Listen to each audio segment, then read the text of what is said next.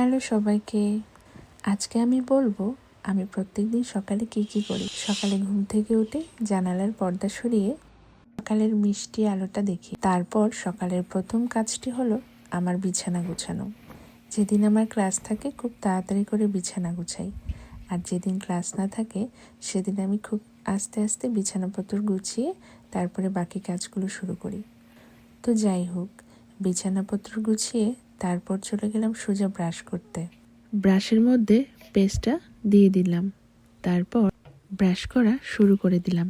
এই সামারে সব কিছুই খুব ভালো লাগে। ঘুম থেকে দেরি করে দাঁত মাজা শেষ করে ঠান্ডা জল মুখে দিতেই মনে হয় সারাদিনের জন্য ফেসটা ফ্রেশ হয়ে গেল। এত শান্তি, এত শান্তি। শান্তিটা অবশ্য গরমকালেই বেশি পাওয়া যায়। তারপর মুখ মুছে সোজা চলে গেলাম কিচেনে গিয়েই আমি চা বসিয়ে দিলাম উনুনে।